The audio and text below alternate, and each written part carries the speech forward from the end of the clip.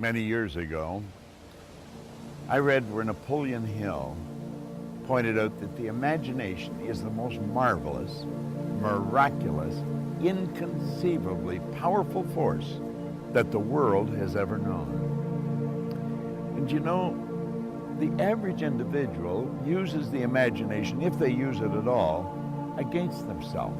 They imagine what they don't want. They imagine problems coming. Let's begin to use our imagination the way God meant it to be used. It's the greatest creative faculty that we possess, and we can build anything we want with it. I want you to wander around your home or possibly your office and take a look at all of the conveniences that you have there that you didn't have, let's say, 2 years, 5 years, 10 years ago, 25 years ago. Do you know that every one of them, without exception, was first created in the mind of one individual with their imagination? Do you know you can use your imagination to go into the future and bring it into the present? That's what all highly successful people do. They see where they want to go, and then they act like the person they want to become. It was William James from Harvard's advice. He says it's the actor's technique. Act like the person you want to become.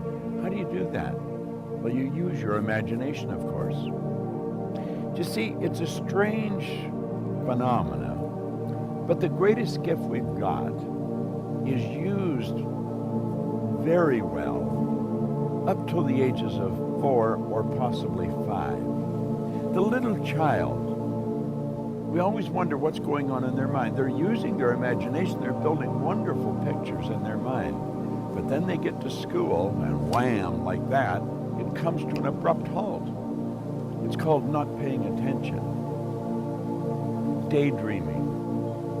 Well, what they were really doing was exercising a phenomenal mental faculty. You see, we can see, hear, smell, taste, touch. They're for our physical benefit. As long as we're living in a physical body and corresponding with the material world, we will use our sensory factors. But you know, I have a couple of little dogs at home that can hear, see, smell, taste, and touch. We've got higher faculties. You have perception, the will, memory, intuition, reason, and imagination. These marvelous tools.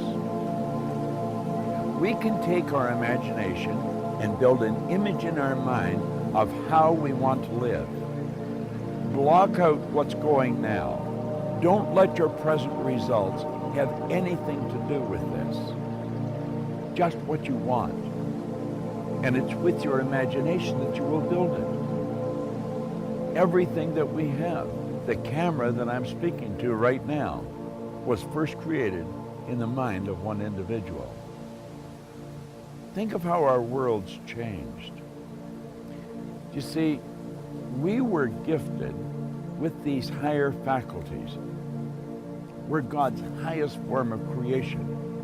We were created in God's image. We were given creative faculties to use.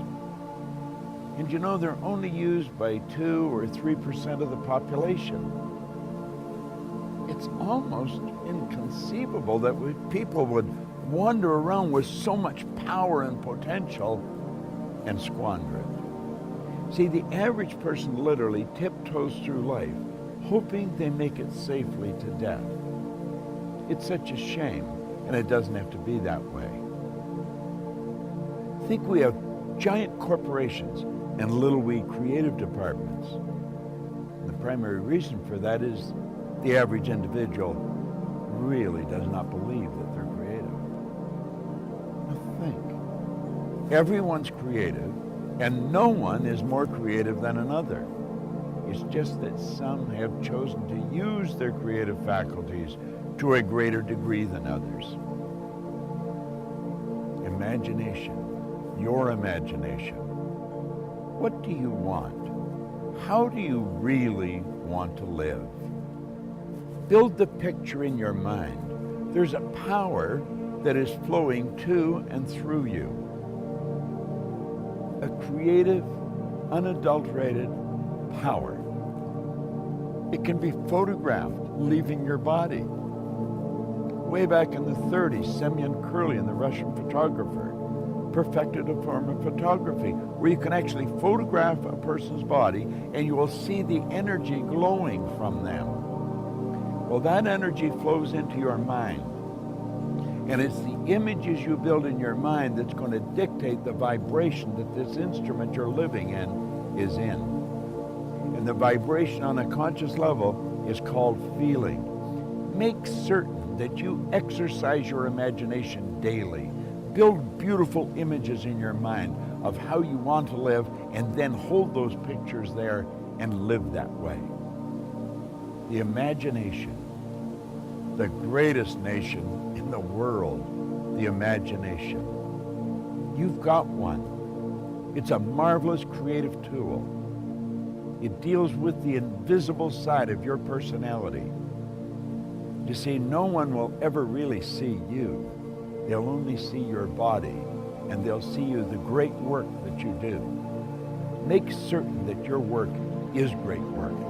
And if you keep your imagination alive, keep it active, you're going to have a phenomenal life. You know, life can get better every day, and it will get better every day through the proper use of your imagination. What a wonderful idea. This is Bob Proctor.